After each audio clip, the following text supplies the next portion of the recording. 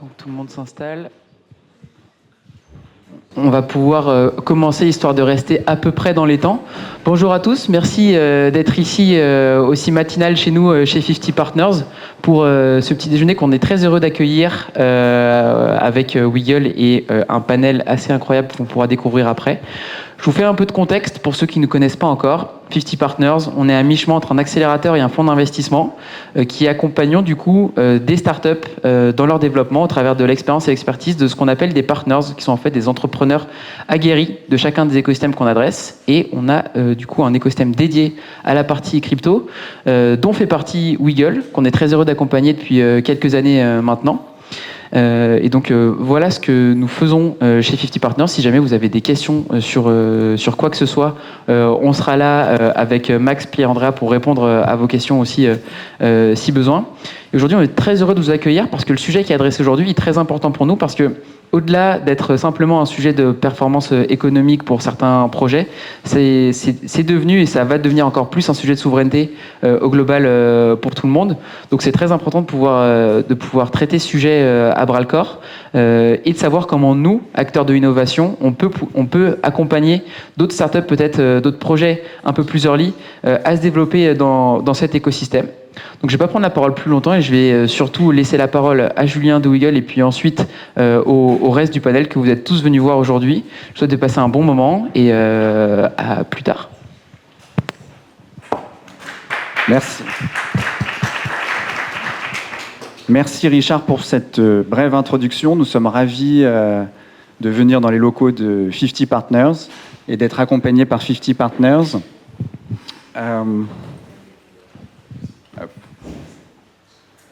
Donc, avant de commencer Wiggle, ce que je voulais dire, c'est que nous sommes en train de faire une levée de fonds avec So We Found. Normalement, ils sont dans la salle, mais je ne les ai pas vus. Si, voilà.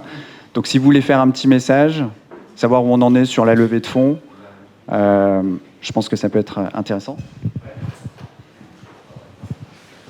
C'était pas prévu, mais c'est ça qui est bien.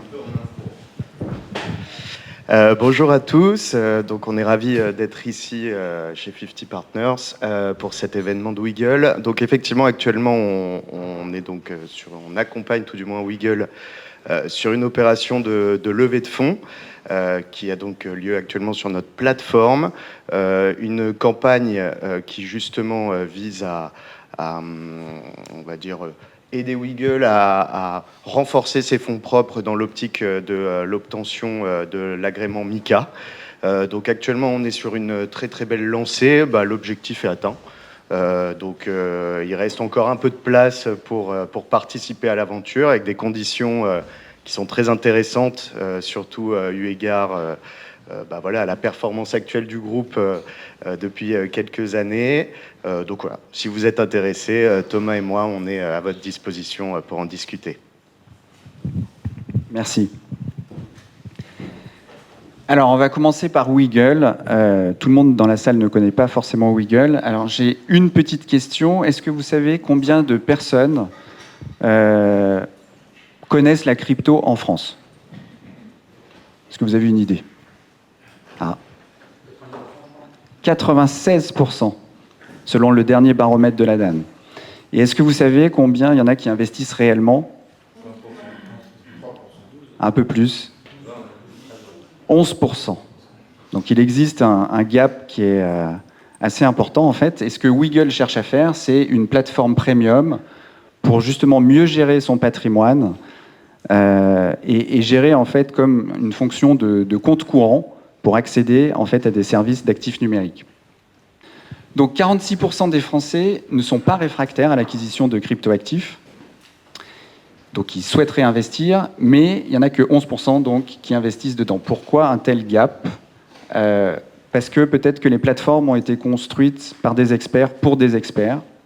Et après, bien sûr, pour tous ceux qui veulent se lancer, quand on commence la crypto, il faut qu'on sache qu'est-ce qu'une blockchain, comment fonctionne un wallet, quels sont les risques, quels sont les rendements, qu'est-ce qu'un protocole. Donc ça peut paraître un petit peu compliqué. Les résultats, les débutants abandonnent, les investisseurs hésitent, et le marché n'a pas besoin d'une plateforme crypto, mais il a besoin d'un accompagnement. Et en fait, chez Wiggle, c'est ce que nous cherchons à faire. Alors Wiggle, c'est quoi? Wiggle, notre vision, elle est simple. C'est offrir en fait une plateforme simple, fiable, compétitif à tous ceux qui veulent se constituer un patrimoine plutôt sur du long terme. Et on articule ça autour de 4 piliers.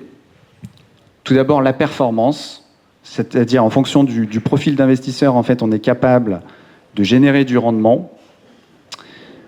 De la méthode, ce qu'on conseille, c'est par exemple de faire du DCA, Dollar Cost Average, pour lisser en fait la prime de risque. C'est vrai qu'aujourd'hui, par exemple, si vous regardez le Nasdaq, vous vous dites, est-ce que je vais investir dans du Nasdaq? Pas forcément. Par contre, si vous faites du Dollar Cost Average, enfin un investissement en fait régulier, vous pouvez par exemple prendre position pour au moins rentrer sur le marché. Ensuite, le troisième pilier, c'est la sécurité et la confiance. Aujourd'hui, Wiggle et Psan, nous espérons, nous allons obtenir l'agrément, il reste encore 3 collèges, d'ici le 1er juillet. Donc nous suivons le cadre réglementaire et nous avons une infrastructure sécurisée ISO 27001. L'application est simple à utiliser, les fonds sont séquestrés chez Groupe BPCE, donc plutôt safe, pas trop de risques. Et en complément, en fait, on offre des cartes de paiement, du cashback et un compte bancaire classique. Je dirais que l'erreur des plateformes traditionnelles, c'est surtout de se baser sur du trading. Nous, en fait, ce que nous voulons construire, c'est une plateforme d'investissement plutôt long terme pour construire un patrimoine. Et donc, dans cela, il y a un parcours en 3 étapes. Tout d'abord, on alloue le capital, on le fait croître et on essaye d'automatiser, en fait, ces placements. Il y a un alignement des intérêts, nous récompensons la patience, l'allocation de capital et la construction d'un patrimoine. Donc il n'y a pas de spéculation, l'idée c'est vraiment de construire un patrimoine à long terme. Comment ça fonctionne? Vous déposez de l'argent sur un compte courant, le compte courant, vous pouvez investir dans des coffres. Alors là on a une grosse rémunération, hein, bien sûr, c'est pas toujours comme ça. Et ça dépend en fait du plan de grade que vous avez chez Wiggle. Et donc vous pouvez vous exposer à du Bitcoin, à des stablecoins et à tout actif numérique. Comme je l'ai dit, vous pouvez programmer vos investissements quotidiens, hebdomadaires, mensuels. Et donc on arrive à une période clé, puisque MiCA va rentrer en vigueur au 1er juillet. Et l'idée, donc, c'est de débattre sur les stablecoins sous MiCA, opportunités ou menaces pour l'épargnant européen. Et donc, pour cette conférence, cette table ronde, j'ai le plaisir d'accueillir Julie, peut venir, David et Léopold.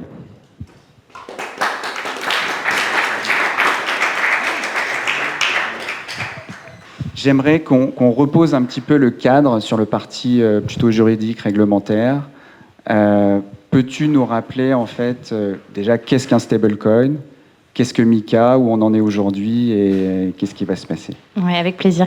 Donc Julie Bader, je suis avocat en FinTech et j'accompagne notamment donc Wiggle pour l'obtention de son agrément PSCA et on espère l'obtenir très rapidement. Malgré. On va l'obtenir. On va l'obtenir, ça c'est certain, et on négocie très fortement avec l'AMF pour ça. Donc là, si on parle vraiment spécifiquement des stablecoins, c'est un nouveau type d'actif qui a été défini dans le règlement MiCA, qui est à la frontière, et c'est un des sujets qu'on va peut-être évoquer, entre de la monnaie électronique et un cryptoactif. Donc c'est un cryptoactif qui a une référence, qui a une valeur stable.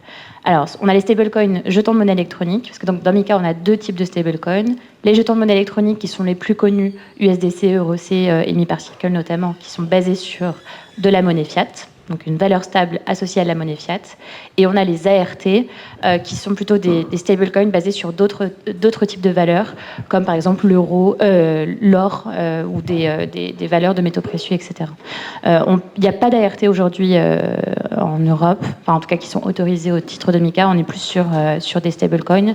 On a plusieurs stablecoins euros et le leader donc en Europe, c'est l'USDC, qui est le stablecoin de Circle basé sur le dollar.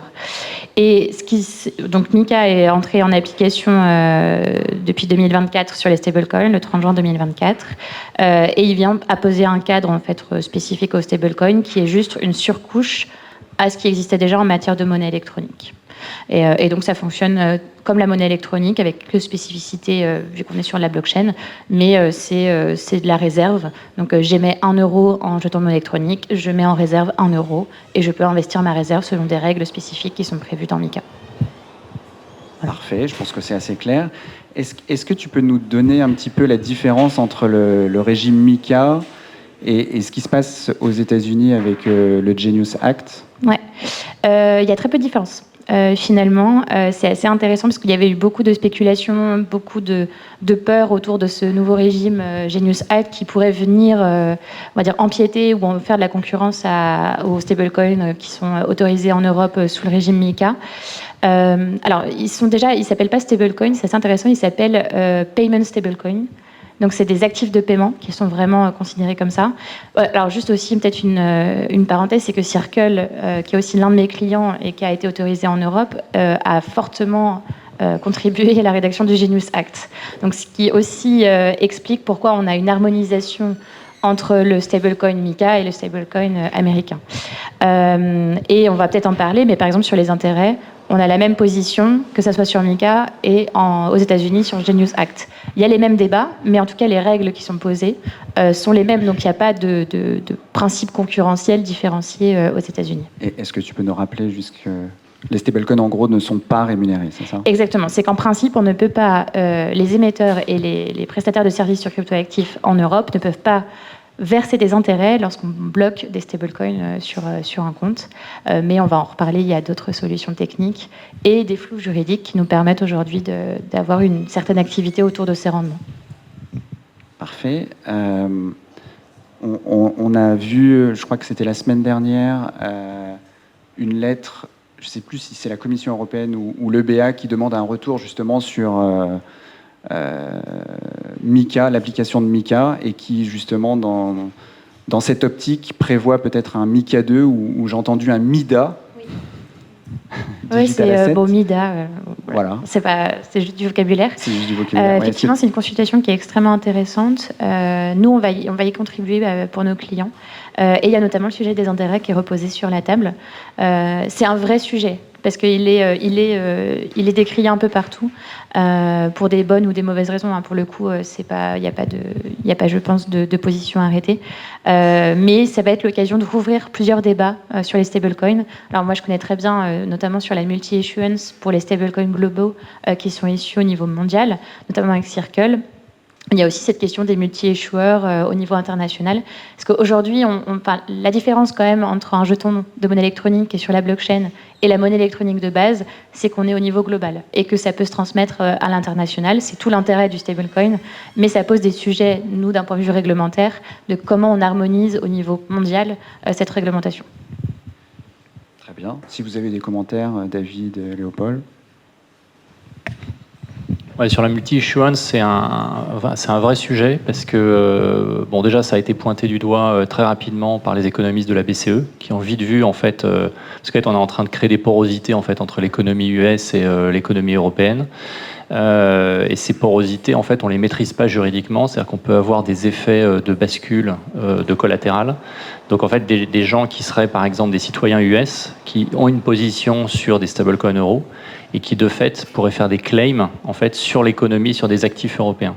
Et donc, en fait, on pourrait avoir des espèces de tunnels, en fait, de drain de collatéral qui viendraient vers les US sans qu'on puisse le maîtriser, sans que ce soit régulé. Donc, en fait, ça pose un problème. Enfin, ça peut poser un problème systémique. Donc ça, c'est effectivement nécessaire de regarder ça et ce sera un des aspects de la discussion de MiCA 2, justement. Très bien. Léopold, non? Pas spécialement. Juste sur ce contexte réglementaire, on a l'impression qu'il est clair et paradoxalement, il est très complexe. Moi, j'ai été à Liverpool pour le congrès de trésorier d'entreprise là-bas, l'ACT. Au UK, c'est simple, il n'y a pas de cadre réglementaire. Donc les gens se posent pas la question de MMF tokenisé, de stablecoin. En fait, pour eux, c'est pas un sujet. Du fait qu'on a un cadre, il y a beaucoup de sujets qui se posent. Et notamment, c'est toute l'interopérabilité de MiCA avec les autres cadres existants, avec le cadre bancaire, avec le cadre MiFID, avec tout ça. Et mettre en œuvre une activité réglementée, MiCA, c'est pas suffisant. Parce que tout part généralement d'un virement bancaire. Donc il y a la question de comment on peut capturer du flux fiat aujourd'hui. Et ça, c'est d'une complexité sans nom. Il faut avoir des partenaires avec des banques, de l'open banking. Ces gens-là ne sont pas toujours très avenants à bosser avec les sociétés crypto parce que le cadre MiCA, il est tout jeune. Donc ils ne savent pas trop si est-ce qu'un acteur MiCA c'est sérieux ou pas. Pourtant, on est au standard des banques aujourd'hui. Quand vous avez MiCA, vous êtes DORA compliant, vous avez le volet contrôle interne, LCBFT, chose que par exemple un acteur MiFID n'a pas. MiFID est beaucoup plus light aujourd'hui en termes de réglementation qu'un acteur MiCA. Donc on est vraiment aux standards les plus avancés en termes de réglementation, les plus stricts. Et aujourd'hui, il y a une vraie complexité pour offrir des services simples sur actifs numériques, d'avoir toute une artillerie réglementaire derrière, d'être forcé de travailler avec des acteurs bancaires, parce qu'aujourd'hui, c'est eux qui ont le monopole du flux fiat et ce genre de choses. Donc c'est à la fois simple, à la fois clair et à la fois très complexe. Pour vous donner un ordre d'idée, chez Comet, on manipule du stablecoin. Ça nous oblige à avoir une licence EME en amont pour capturer le flux fiat, qu'on a obtenu hier en tant que qualité d'agent de ME avec BPCE. Ça nous oblige à avoir MiCA parce qu'on fait de la conservation et de la manipulation de stablecoin. Et ça nous oblige à avoir un statut d'établissement de paiement spécifique parce qu'on manipule des EMT, donc de la monnaie électronique, sur un DLT. Et encore, si on voulait faire des logiques financières, peut-être qu'on nous amènerait sur le terrain de MiFID, d'AIFM, si on faisait de la gestion collective, ce genre de choses, c'est assez complexe. Donc le paradoxe d'avoir un cadre, c'est que ça amène aussi beaucoup de sujets et beaucoup de complexité sur comment on orchestre tous ces flux. Ok, merci. Concrètement, si un épargnant français détient un stablecoin euro émis par un acteur agréé MiCA, quel est son niveau de protection réel en cas de défaillance de l'émetteur? Quid des 100 000 euros garantis du fonds de garantie en fait, pour les comptes courants? Alors peut-être comme vous voulez. En fait, la façon dont c'est structuré, c'est que le stablecoin, en fait, c'est un droit de tirage sur l'émetteur. Donc en fait, il y a des intermédiaires. Donc nous, comme on s'est fichu, on a donc un émetteur. On fait que du B2B2C, donc on va pas aller chercher des clients retail, par exemple. Ça, c'est pas notre cible. On va travailler uniquement avec des distributeurs. Donc ça va être des exchanges, ça peut être du corporate, ça peut être d'autres banques aussi. Donc tout type d'acteurs, tant que c'est des acteurs professionnels.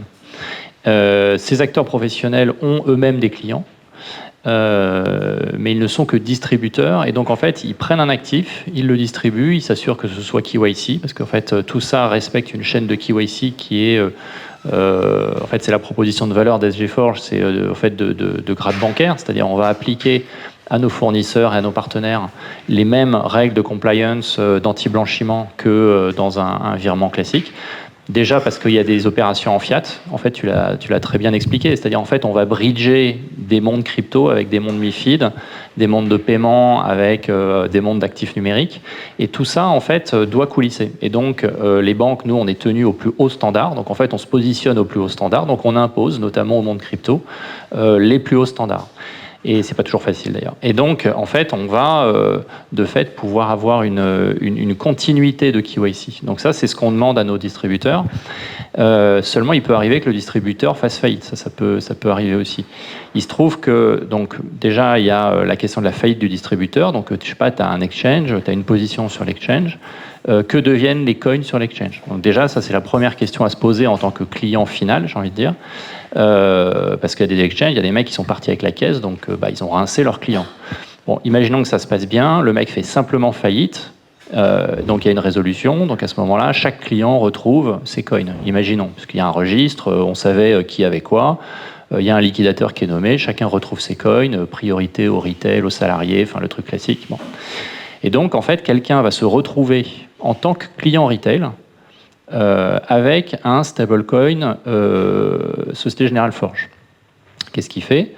En fait, soit il va le basculer sur une plateforme, mais dans MiCA, il y a une disposition qui dit en fait qu'on doit protéger ces investisseurs-là. Et donc, il a fallu qu'on ait un dispositif spécifique, y compris adapté au retail, qui, en cas de faillite d'un de nos distributeurs, permet en fait de venir chez nous, Donc en fait, c'est pas très connu et on n'en fait pas la publicité parce qu'on n'a pas envie en fait d'avoir à gérer les clients retail. Mais c'est pas notre modèle, tout simplement.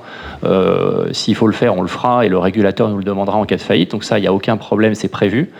Mais pour nous, c'est une charge de travail qui n'est pas anticipée comme telle. Bon. Donc les gens, par contre, peuvent venir chez nous. À ce moment-là, on leur fait faire un KYC, c'est-à-dire qu'on leur fait refaire tout le process qu'on avait fait avec le distributeur, parce que l'avantage d'avoir un KYC avec le distributeur, c'est qu'ensuite, lui, il gère tous les KYC de ses clients et tout ça. Donc là, il faut refaire le distributeur de cet individu par individu, et une fois que ça, c'est bon, on peut en fait leur garantir l'accès au collatéral. Donc si le mec a un euro CV, on va lui filer 1 euro, il n'y a pas de problème, il n'y a aucun souci. Donc ça, c'est prévu, c'est un dispositif qui est prévu dans MiCA. Par contre, il y a un truc qui n'est pas, qu'on ne garantit pas, c'est que ce n'est pas un compte bancaire. Donc par exemple, ça n'a pas de protection des dépôts jusqu'à 100 000 euros, qui est une norme européenne pour tous les comptes bancaires. Ça ne rentre pas dans ce cadre. Effectivement, il y a des discussions dans MiCA 2 qui vont essayer de revenir sur ce terrain en disant ouais, mais en fait c'est utilisé comme de la monnaie commerciale, c'est un peu un compte bancaire, donc il faut que là il y a des débats à mon avis à venir qui vont être passionnants. Merci. Peut-être apporter une précision, je suis tout à fait en phase avec ce que David a dit. Sur la garantie aussi et la protection en matière de stablecoin, c'est que en tout cas sous MiCA, ce qui n'est pas totalement le cas aux États-Unis, c'est qu'on a donc on émet 1 euro, on doit protéger 1 euro, on émet 1 dollar, on doit protéger 1 dollar auprès d'un établissement bancaire. Et il y a des règles d'investissement, des réserves, des stablecoins qui sont extrêmement précises. Donc, et ça, c'est prévu dans MiCA, ce qui permet d'assurer une liquidité en cas de demande de remboursement. Et donc, du coup, Circle, c'est aussi la même chose. Ils sont en B2B2C. Et donc, ils ont été obligés de mettre en œuvre un process de KYC si jamais on doit rembourser des retails directement. Et ça, c'est aussi une différence avec les États-Unis que je n'avais pas évoquée. C'est qu'au sein de l'Union européenne, l'émetteur doit rembourser sans frais à première demande les détenteurs de jetons électroniques, ce qui n'est pas le cas aux États-Unis. Et c'est aussi pour ça qu'il y a un sujet d'harmonisation réglementaire, parce qu'en cas de rush ou d'impact systémique sur l'économie, on a un peu peur que tout le monde vienne en Europe pour éviter de payer des frais, plutôt que d'aller aux États-Unis ou en tout cas dans d'autres pays du monde. Mais il y a quand même une protection dans MiCA assez forte là-dessus. Du coup, pour être côté distributeur, parce que là c'est marrant, on a toute la chaîne de valeur. C'est très complémentaire. Ouais. Donc effectivement, nous on est branché à des émetteurs et on permet la distribution de stablecoins. Ce qui est assez intéressant et je trouve que tu l'as bien décrit sur la chaîne de valeur. En finance, on parle toujours de risque de contrepartie, à savoir qui finalement dans la chaîne supporte quel risque. Et effectivement, on se rend compte que dans le design de MiCA, on est bankruptcy remote by design. C'est-à-dire que les fonds qui sont dans les wallets qu'on détient pour vous, en fait, ce sont vos fonds. Et on fait rien d'autre avec que les conserver. On les place pas ailleurs. L'émetteur, lui, pareil, il a des règles très strictes. Il joue pas avec. Il a uniquement 30%, je crois, qu'il peut placer dans des risk-free rate securities, donc des OAT, des trucs comme ça. Donc en définitive, si on regarde toute cette chaîne de valeur, effectivement, il y a le risque faillite du distributeur. Nous, on est tenu à ce titre d'avoir des plans de poursuite d'activité, des plans de cessation d'activité qui sont revus chaque année et tous les 3 ans de manière approfondie par des auditeurs externes. Donc, une fois de plus, c'est pas des agréments qui sont obtenus à la légère, MiCA. Et ensuite, il y a le côté, quand on regarde cette chaîne de valeur, on se rend compte que finalement, un des risques systémiques à tout ça, ça reste le risque bancaire, puisque les réserves de forge dorment dans la banque. Donc en fait, on se rend compte que si on a un distributeur qui est solide et qui est fiable, il y a quand même le risque de défaillance du distributeur qui existe. On a l'émetteur et après on va avoir la banque qui garde les réserves. Et pareil, une fois de plus, MiCA, ils ont imposé à ce que les fonds qui sont en réserve soient en Europe, qu'ils ne soient pas n'importe où, qu'ils soient dans des banques idéalement de premier rang. Et là, on se rend compte que toujours le régulateur, le cadre, il est un peu rigide, il est un peu dur, mais au moins il va dans le sens de la protection du consommateur, enfin de l'investisseur en l'occurrence. Et finalement, on se rend compte que le risque ultime, c'est les réserves qui sont dans ces banques-là, puisque là, on rentre sur BAL 3 et ce que fait la banque avec ses réserves de stablecoin. Même si aujourd'hui, il y a des gros enjeux de liquidité, et quand on voit par exemple Crédit Mutuel qui a lancé une vraie business line sur le cantonnement de réserves de stablecoin, ils s'engagent à garder un niveau assez élevé de liquidité, donc autrement dit, ils ne vont pas trop jouer avec cet argent. Donc finalement, quand on regarde, les risques sont assez faibles, assez maîtrisés, assez sécurisés par l'environnement réglementaire et par le sérieux des acteurs qui sont impliqués. Très bien, merci pour toutes ces précisions. David, comment une banque comme Société Générale se lance sur des stablecoins alors qu'on a plutôt l'impression que les deux plus gros émetteurs, en fait, Tether et Circle, sont plutôt considérés comme des fintechs, même si l'une devrait avoir un agrément peut-être bientôt. Mais pour l'instant, comment une banque comme Société Générale Forge se lance sur cette activité ? Nous, on a commencé déjà en 2018 et on a commencé en faisant la tokenisation de la partie titre. Donc on a transformé en fait des produits financiers, des obligations vanille au début, en produits tokenisés avec l'ambition de transformer finalement la finance classique en fait à partir de la technologie blockchain. Parce qu'on oublie, mais en fait la blockchain elle peut faire plein de trucs. Là on en fait de la finance, on parle des cryptos, etc. Mais une blockchain, si vous avez une école par exemple, vous pouvez certifier du diplôme avec ça. On peut prendre des photos, on peut les diffuser. Enfin, il y a toute l'histoire des NFT, il y a la vague et tout ça. Donc on peut faire plein de trucs avec ça. Donc nous, on avait utilisé ça au début pour faire de la finance MiFID classique. Et en fait, assez vite, on s'est aperçu que les banques n'étaient pas forcément légitimes à entrer sur ce domaine-là, puisque c'est un domaine où il faut que l'ensemble des actifs soient tokenisés si on veut avoir vraiment des efficiences à l'échelle. Et ça, c'est plutôt un boulot pour les infrastructures de marché. Donc les gros CSD, les places de marché du type Euronext et tout ça, et qui n'ont d'ailleurs pas trop envie de voir les banques rentrer là-dedans, parce qu'en fait, c'est leur gagne-pain.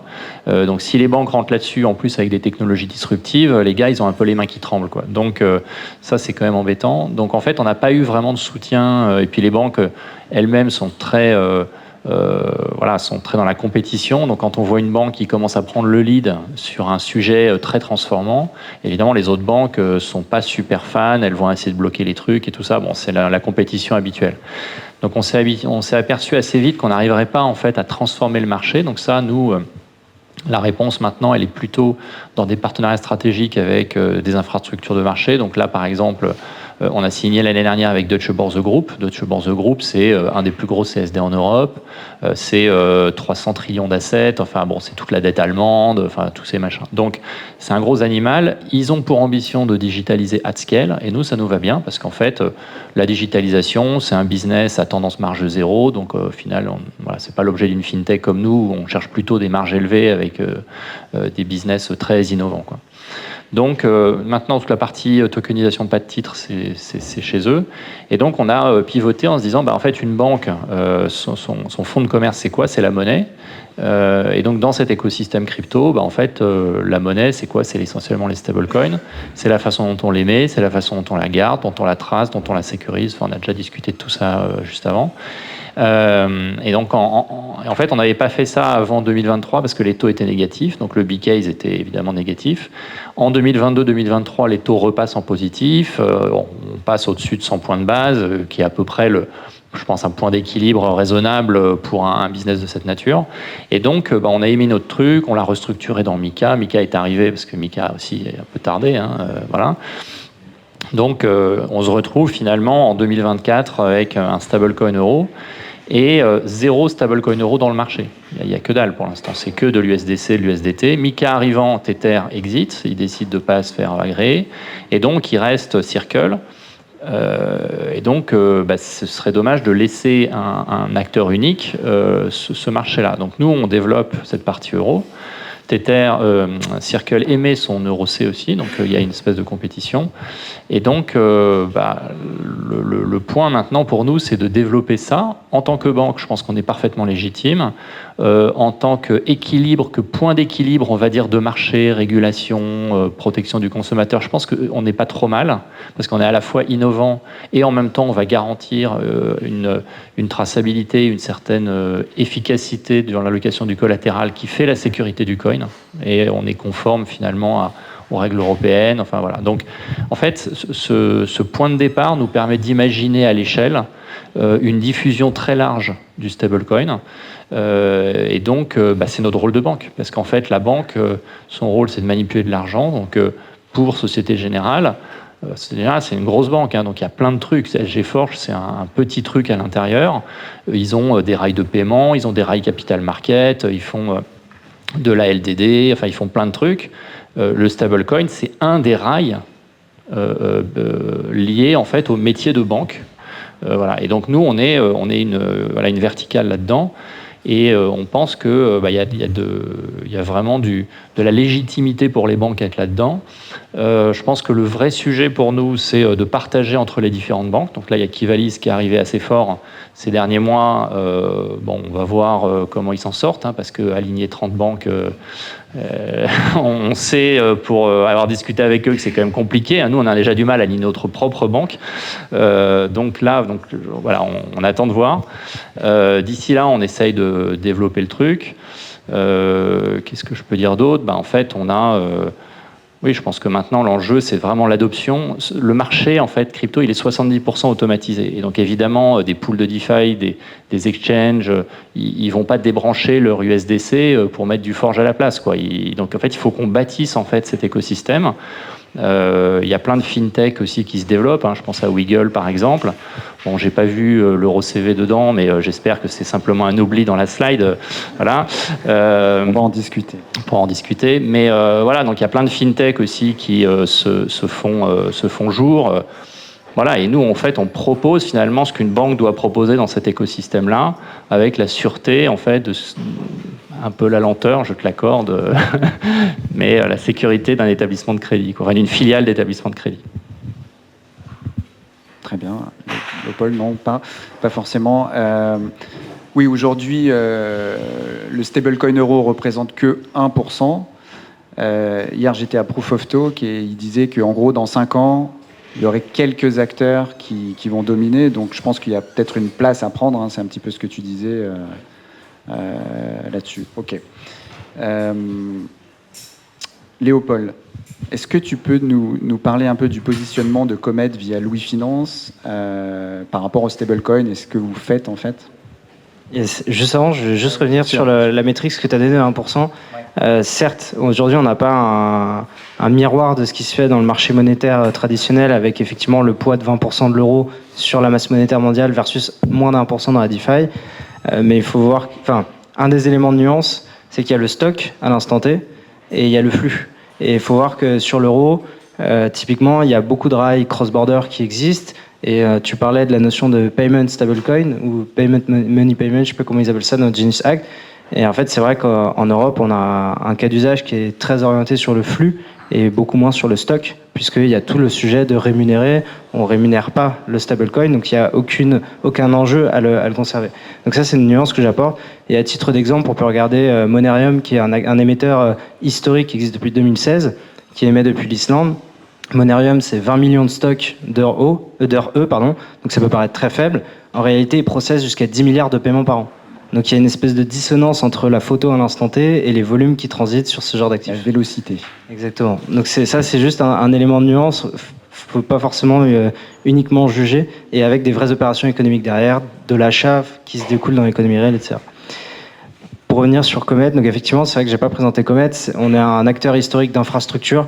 On a fourni historiquement des briques technologiques pour aider des acteurs à s'outiller, à s'ancrer sur la blockchain. On fait ça depuis 2020. On a eu nos propres projets internes. On a également outillé la Française des Jeux, le groupe OpenAI avec sa filiale Worldcoin. On a aussi travaillé pour le Crédit Agricole. Et chemin faisant, travailler avec tous ces gros acteurs, ces institutionnels, on a pris le pas du réglementaire et on a eu notre propre cas d'usage interne qui était Louis Finance, sur lequel on est venu ajouter un layer réglementaire au-dessus de notre maîtrise technique, et on a créé notre propre plateforme d'investissement sur actifs numériques avec l'idée de distribuer ça à terme comme une infrastructure ou un peu à l'image de l'open banking avec des SP2 et compagnie. Quand vous avez besoin d'un IBAN, vous allez voir Xpolens, vous allez voir Trésor, ce genre d'acteurs. Là, vous pourriez aller voir Comet et avoir toute l'infra pour interagir avec la blockchain, avec la capacité réglementaire en plus. Et pour lancer ce cas d'usage Louis Finance, on s'était dit qu'une manière de s'amorcer sur le marché, de rassurer tout le monde, c'était d'aller sur un produit très simple, très vanille, qui mette aussi en valeur tous les avantages de la blockchain, toute la vélocité et tous les intérêts qu'on a sur les infrastructures de marché blockchain. Et donc, on a lancé Louis Finance qui vient faire du rendement sur vos stablecoins. Alors, ça peut vous paraître bizarre parce que Julie a dit il y a 20 minutes qu'on ne pouvait pas faire de rendement sur stablecoin. Je précise, on ne peut pas faire de rendement passif sur stablecoin. C'est-à-dire que si vous avez un stablecoin qui dort sur un wallet, on n'a pas le droit de vous rémunérer à ce titre. En revanche, si vous avez une opération économique qui est liée à ce stablecoin, qui consiste à le mettre en collatéral, faire du nantissement, avoir une vraie logique financière derrière, c'est tout à fait légal, on va dire, d'obtenir du rendement sur vos stablecoins. Et donc nous, on vient ouvrir ce nouveau marché, ce marché monétaire stablecoin. On est le premier acteur à l'avoir ouvert l'année dernière, avec un rail qu'on se veut de plus en plus institutionnel, avec à l'entrée le rail bancaire BPCE, à la sortie le stablecoin de Forge, pourquoi pas. Et l'idée, c'est qu'on vient prendre la trésorerie, donc on va cibler 2 types de personas, la trésorerie d'entreprise qui dort, ou alors des poches monétaires dans le monde du wealth management, family office, CGP. Et on va venir leur apporter une nouvelle alternative au placement monétaire. Et ce placement monétaire stablecoin, on pourrait se dire mais c'est super, mais on a déjà les fonds monétaires qui marchent très bien, on a la dette d'État qui rémunère super bien en ce moment parce que c'est de plus en plus risqué d'emprunter à la France. Et nous, on vient pas forcément jouer sur le taux, même si parfois il y a quand même un prime, on le voit sur certains stablecoins. On vient apporter des propriétés que n'a pas la finance traditionnelle. C'est d'une part la liquidité du placement, puisque la blockchain est une infrastructure qui a un cut-off en continu. Toutes les 6 secondes, il y a du cut-off de marché sur la blockchain. Donc vous pouvez rentrer et sortir par intervalle de 6 secondes si ça vous chante. Et nous, c'est ce qu'on propose aujourd'hui aux trésoriers d'entreprise ou au monde de l'asset management. C'est la flexibilité de se dire, je rentre sans avoir à m'engager sur une durée, sans avoir à m'engager sur un montant, et je peux sortir quand je veux, dans la proportion que je veux, sans pénalité, sans frais de sortie. Et ça, c'est assez révolutionnaire. Si vous dirigez une entreprise, à titre d'exemple, appelez votre banque pour savoir ce qu'elle peut vous proposer pour rémunérer votre trésor sur un sous-jacent euro. Elle va vous proposer un compte à terme, un dépôt à terme. Il faudra s'engager. Si vous sortez avant, pénalité de retard qui potentiellement vont neutraliser les intérêts qui ont couru sur cette période-là. Donc c'est assez punitif et ça manque de flexibilité. Donc c'est ce qu'on est venu régler en premier. Et après, le deuxième aspect de ce placement, c'est qu'on va avoir un rendement qui est continu. Quand vous avez un cut-off toutes les 6 secondes, vous servez les intérêts toutes les 6 secondes. Et ça, c'est pareil, c'est quelque chose qui est nouveau, qui n'existe pas dans la finance traditionnelle.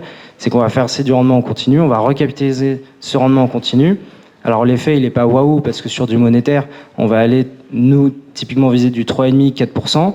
Mais après, quand on a des grosses trésoreries d'entreprise, sur la durée, ça peut aussi avoir un impact qui est non négligeable sur la performance financière, sur le PNL de l'entreprise. Et à la fin, le dernier sujet, c'est le rendement.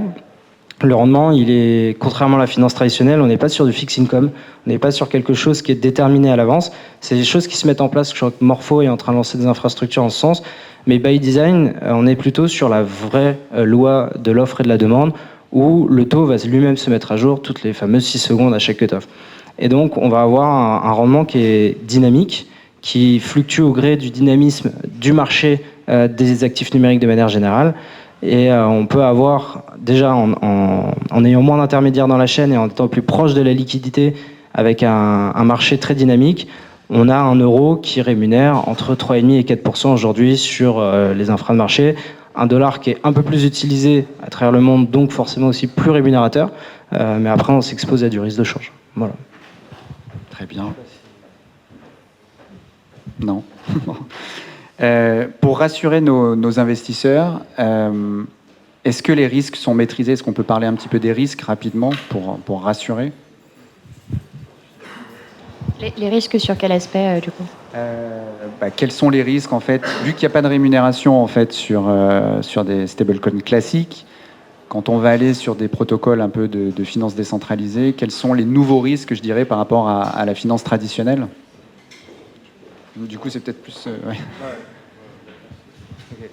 C'est vrai que on est toujours sur cette logique de contrepartie. Donc nouvelle contrepartie, on va avoir des places de marché qui s'appellent Morpho, qui s'appellent AAVE, qui s'appellent Pendle, qui sont pas des noms qui existent depuis plusieurs dizaines d'années qu'on ne connaît pas. Et ces acteurs-là, pourtant, toujours en termes de track record, si vous prenez AAVE, qui est né Headland en 2017, ils ont 7 ans d'existence, ils ont des centaines de milliards de volumes mensuels, ils ont un track record assez solide. Et la question se pose de quel est le mécanisme sous-jacent, quel est le moteur de performance. Donc déjà, il y a une notion de comprendre qu'il y a l'acteur qui met cette place de marché on-chain, mais cette place de marché, elle est régie par du code. C'est vraiment le nouveau paradigme. Tu parlais tout à l'heure de l'automatisation, 70 ou 80% des flux sont automatisés. Ça, c'est permis par le design de la blockchain, notamment d'Ethereum ou de Canton, d'avoir un réseau sur lequel le code s'exécute tout seul, il a force exécutoire, on lui donne un cadre, on lui donne une mission, on lui donne des garde-fous, et après il va s'exécuter, il va tourner en permanence. Et on a beau avoir une entité, un branding, quelque chose derrière, finalement, c'est 40 lignes de code qui s'exécutent en permanence. Donc on peut dissocier déjà ce sujet de se dire « Ah oui, mais du coup il y a une entité, est-ce qu'on juge l'entité ou est-ce qu'on juge le code ?» Déjà, on va truster le code. Ça, c'est une première chose. Et à AVE, ils sont en audit permanent, ils sont SOC 2 Type 2, ils ont ce genre de choses. Morpho, c'est pareil, ils prennent ce chemin-là de gagner en crédibilité sur toute la partie code. Donc ça, c'est le premier aspect, parce que c'est un environnement très technologique. Et ensuite, il faut voir les mécanismes. Ils n'ont rien réinventé. Ils ont tout pris de ce qu'on fait dans la finance de manière traditionnelle. Ils vont rémunérer sur un schéma de repo, tout simplement. C'est-à-dire que sur ces places de marché, vous avez un actif numérique, vous allez le déposer, le nantir, le mettre sous séquestre dans ces places de marché, et en contrepartie, vous allez pouvoir emprunter jusqu'à X% de la valeur de cet apport. Et ça, il y a des règles, des ratios prudentiels. Pareil, on a calqué ce que fait la finance traditionnelle. On est venu avoir des garde-fous. On ne peut pas emprunter jusqu'à 80-95% de la valeur apportée. On va plutôt être sur 70%, tout au plus 80% sur des actifs bien maîtrisés, bien stables. Et on va avoir des mécanismes de liquidation automatisés si jamais il y a des appels de marge à faire. Donc ça peut paraître un peu technique quand on n'est pas dans cet environnement-là. Moi, il faut savoir qu'il y a 2 ans, je connaissais absolument rien de tout ça. Et je me suis fait par la force des choses. Je suis allé dans la crypto. Et finalement, j'en avais appris beaucoup plus sur la finance traditionnelle en allant là-bas que je pensais. Et voilà. Mais dans l'idée, il faut voir que c'est un cadre qui existe. Ce que fait Clearstream, ce que fait RepoClear, c'est des choses que fait la finance traditionnelle depuis toujours. Mais c'est juste qu'on l'a automatisé, on l'a sécurisé, on lui a donné un cadre, on lui a donné une certaine vélocité. Et après, il y a forcément des nouveaux acteurs qui rentrent et qu'il faut truster au début. Et aujourd'hui, je pense qu'il n'y a plus de débat sur le fait que quand vous allez sur AAVE, vu les volumes qu'ils traitent, qui sont sécurisés au quotidien, je pense qu'on en revient au risque de contrepartie. C'est comment un acteur qui va vous emmener là-bas, votre custodian, avec quel risk assessment, quelle garantie va vous offrir, est-ce qu'il connaît vraiment bien son terrain de jeu. Et je pense que c'est aussi ça qu'il faut regarder aujourd'hui quand vous voulez investir sur ces places de marché. C'est une économie qui est émergente dans le sens où il y a très peu d'acteurs qui se positionnent, c'est très exploratoire pour la finance traditionnelle. Mais comme tu le disais, on a des Deutsche Börse, on a des acteurs je sais qu'au niveau Euronext, Euroclear, il y a des sujets d'infra de marché. Alors c'est pas dit qu'ils aillent sur AVE, ils vont peut-être plutôt faire ce qu'ils font eux sur des infra blockchain, mais pas forcément sur AVE. Mais en tout cas, ils vont sur ce terrain-là. Et donc aujourd'hui, je pense que le risque, il existe parce qu'on est toujours sur de la finance. Il n'y a pas de rendement sans risque, ça n'existe pas. Mais c'est juste qu'il faut comprendre que c'est inhérent à la technologie. Et c'est pour ça qu'il faut en avoir conscience, qu'il faut savoir à qui vous travaillez et s'assurer que l'acteur avec lequel vous travaillez, avec lequel vous faites auprès duquel vous faites confiance, eux sont en maîtrise de ce risque. Et je reviens à Mika, la composante Dora, je pense qu'elle n'est pas anodine.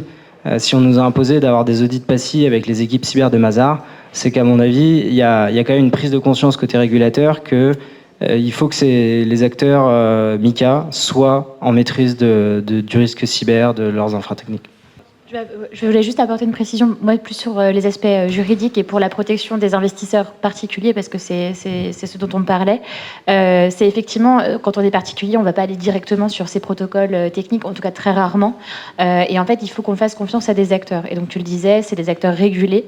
Voilà, il y a Wiggle, il y a Louis Finance, Comet, etc., qui vont en fait être la garantie auprès des investisseurs particuliers.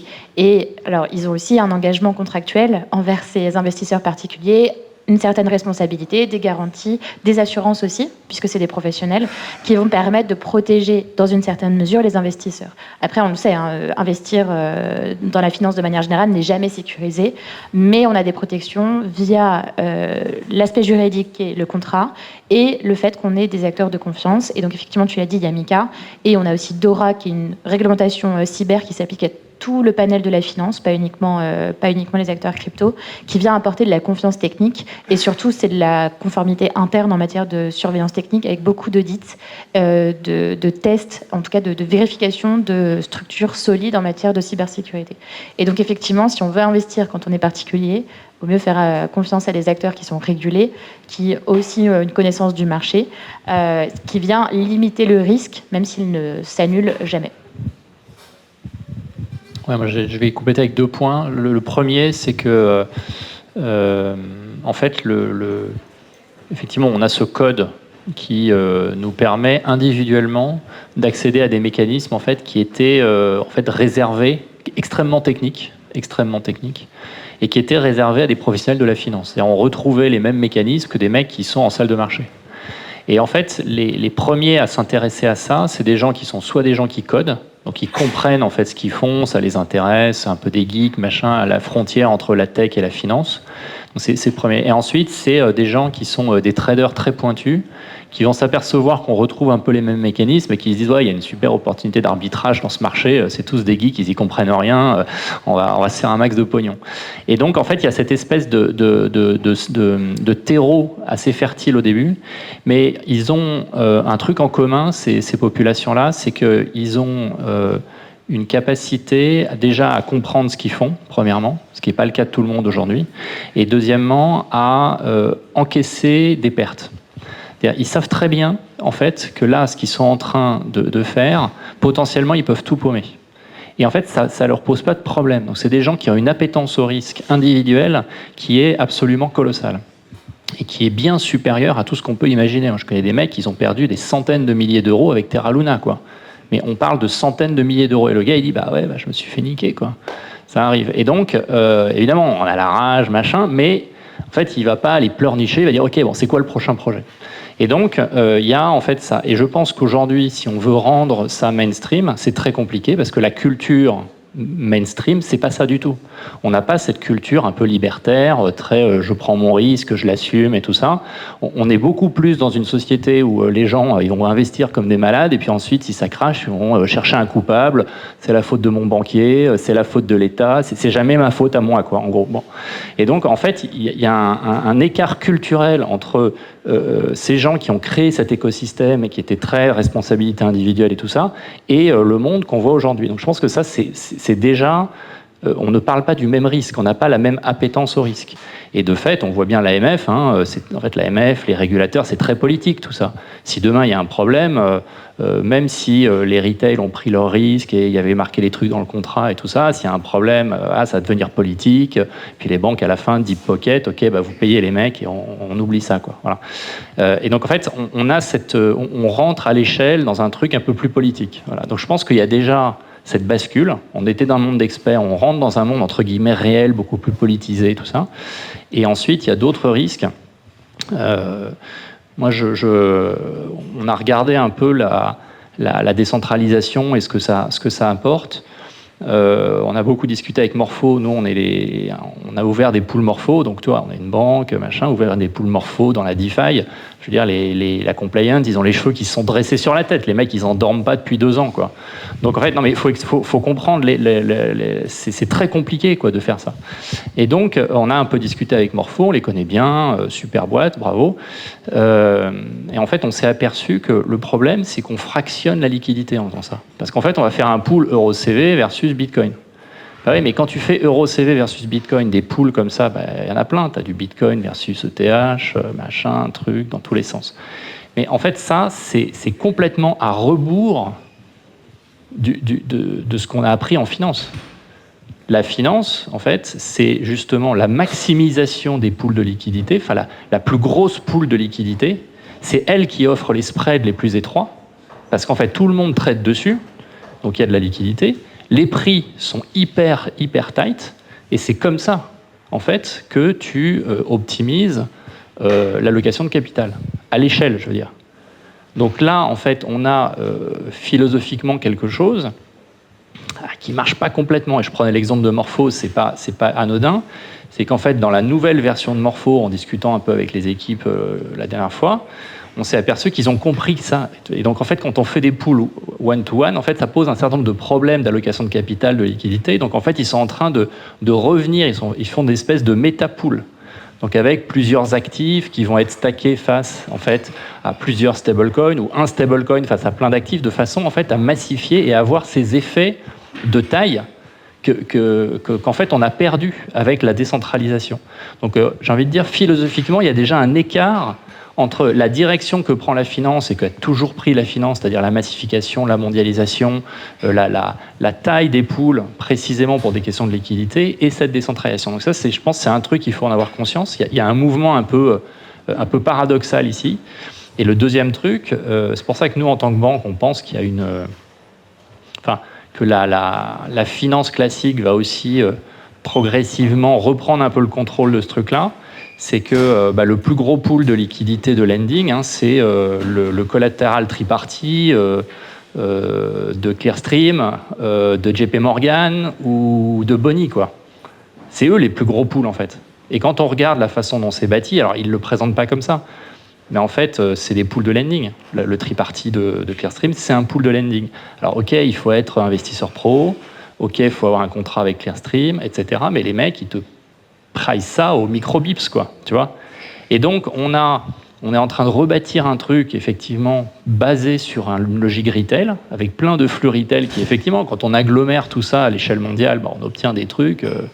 Circle, c'est une belle boîte, hein. Félicitations, les gars, quoi. Non, mais, tu vois, c'est vachement beau, mais on voit bien quand même que les big boys, ils connaissent un peu ça depuis longtemps. Donc, je pense que c'est intéressant. Voilà, nous, en tant que banque, on se positionne là-dedans et on essaye de voir comment on peut prendre ce qu'il y a à prendre dans ce monde de la décentralisation, la responsabilité individuelle, tous ces machins, et le scaler, en fait. Et je pense que c'est ça le gros enjeu pour nous dans les années qui viennent. Parfait, merci. Peut-être pour conclure, quel message vous voulez acheter du stablecoin. ERCV. Acheter de l'ERCV. C'est pas cher, c'est 1 euro. 1 euro, c'est petit. Ouais.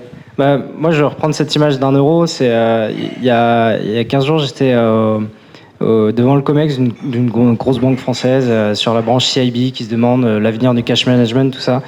Et en fait, le moindre projet prend 2 ans. En plus de ça, le COMEX a mis comme ligne directrice l'IA, les LLM. Donc forcément, ça met en retrait les sujets blockchain et stablecoin. Et en fait, il y a souvent, nous, ce qu'on voit dans les discussions avec les prospects et les clients, c'est le côté, en fait, tout ou rien. C'est que ces gens-là, tout de suite, ils se projettent dans l'extrême de on va mettre toute notre trésor chez vous, on va mettre toutes les poches monétaires chez vous. Un family office parisien qui a 10 milliards sous gestion qu'on accompagne, ils ont, sur cette narrative-là, un peu plus de 200 millions. Et ils disent, ah ouais, mais est-ce qu'on met les 200 millions? Comment ça va se passer? On leur dit, mais commencez avec 1 euro, en fait. Et ils ont commencé avec 1 euro. Et après, c'est bien passé, ils ont mis des centaines de milliers. Et en fait, le conseil que je vous donne, commencez avec 1 euro. Et au pire, si vous l'avez perdu, cet euro, c'est pas très grave, c'est ce que tu disais, il faut... Voilà, vous pourrez taper à la porte et aller récupérer ce euro. Voilà. Mais dans tous les cas, je pense qu'il faut commencer petit. Il faut juste l'avantage de la blockchain, un peu comme l'effet waouh du LLM, quand vous lui demandez, vous lui posez une question, vous avez un argumentaire, des schémas, il génère l'image, il vous donne le lien, la presse et les clés en main. Mais la DeFi, c'est encore plus simple. Vous faites un virement et tout de suite, vous voyez, vous faites F5, vous refresh et vous avez déjà des intérêts qui ont couru. Et en fait, l'effet wow, il est simple, il est basique. Donc, testez avec 1 euro et vous verrez bien. Et après, vous ferez votre propre idée de ce que vous pouvez attendre de cet environnement. Mais soyez pas trop ambitieux. La transition, elle va être lente. On a tout juste l'arrivée de certains acteurs. Donc, commencez dès maintenant pour prendre le train en marche. Voilà. Non, pas forcément de mot de la fin. Moi, c'est compliqué parce que je peux pas parler de tous mes clients. c'est délicat. Moi, je finirais juste en disant que oui, il y a la finance traditionnelle qui va se rejoindre. Mais moi, qui accompagne beaucoup de personnes dans la fintech, j'ai aussi l'impression qu'ils vont prendre la part de la finance traditionnelle et se mettre aussi dessus. Donc, on va avoir une vraie convergence. Et donc, effectivement, il faut commencer dès maintenant. Je pense que les banques ont commencé à le comprendre. Elles sont portées par les services d'innovation et c'est très intéressant de pouvoir échanger avec eux. Mais oui, il faut y aller, il faut aller vite, mais aller petit peut-être pour éviter justement les risques. c'est très intéressant ce que tu dis. Je suis désolé, je rebondis. C'est effectivement, on va passer la matinée en fait. Non mais tu as raison parce qu'on n'a pas du tout parlé en fait de la convergence entre les acteurs de la fintech classique. Aujourd'hui, c'est des boîtes qui sont donc quand même pas mal offshore, donc ils n'ont pas forcément le même tax schéma que nous et tout ça. Bon, on peut discuter, mais n'empêche qu'ils ont des rentabilités qui sont bien supérieures. Et ça, en fait, les banques ont pas, elles commencent seulement à le comprendre. Et je pense qu'il y a un biais cognitif dans les banques qui disent de toute manière, nous, effectivement, on est régulé. Enfin, il y a le monopole de l'émission de l'argent quand même. Enfin, les banquiers, c'est un monopole. C'est pour ça que c'est sauvé par l'État. Enfin, il y a l'État derrière, en fait. C'est ça que ça veut dire. Et donc, ils sont quand même assis là-dessus en se disant c'est une position de force, c'est vrai. Mais n'empêche que ce biais cognitif, c'est OK, si ce truc devient gros, à un moment, je pourrais racheter. Et au pire, je passerai un coup de fil au régulateur et puis on va s'arranger. Mais ça, en fait, je pense que ça, c'est un biais cognitif et je pense qu'il se trompe en partie. Enfin, en fait, c'est un jeu très dangereux, je trouve. Parce que c'est la première fois qu'on a des acteurs qui émettent de la monnaie. Tu vois, je pense à Tether et tout ça. Tether, ils ont dit l'Europe, ça ne nous intéresse pas. On a discuté avec eux récemment et au use case, il est super, mais l'euro, en fait, ça ne nous intéresse pas. Nous, on sert tout le monde. On va où, en fait, là où les banques vont pas. Mais nous, le jour où nous, en fait, on est mainstream là-bas, bah, en fait, on vous écrabouillera, quoi. Et donc, je pense que les banques, en fait, elles n'ont pas bien compris, elles n'ont pas bien intellectualisé cette menace, que dans un monde global, celui qui a accès aux clients globalement, en fait, il a un pouvoir à long terme. Ok, tu peux te bunkeriser en Europe ou derrière ta licence bancaire, mais c'est quand même c'est un jeu vachement dangereux, je trouve. Enfin, voilà. Je vous laisse là-dessus, mais pour illustrer le propos, Tether, en Afrique, depuis le début de l'année, ils ont trouvé un canal de distribution qui est génial, qui est Internet. Il y a un browser Internet qui s'appelle Opera, qui est vieux comme le monde, qui est massivement utilisé en Afrique. Ils se sont dit, tiens, et si on se distribuait par Internet? Et du coup, Opera a lancé un wallet qui s'appelle Opera MiniPay. Et sur Opera MiniPay, depuis le début de l'année, il y a en moyenne jusqu'à 40 000 créations de comptes par jour. Et donc ça, c'est la combinaison d'un distributeur bien placé dans le téléphone de tout le monde qui est Opera et la force de Tether d'alimenter, d'inonder avec en sous-jacent de l'or tokenisé ou même juste de l'or tout simplement, des parts de clubs de foot et ce genre de choses. Juste pour vous rendre compte, pour imager, vous laisser là-dessus, c'est vraiment de certains endroits du monde où c'est un changement complet de paradigme sur la bancarisation des particuliers. Parfait. Je pense qu'on peut conclure. Merci beaucoup à nos pénalistes.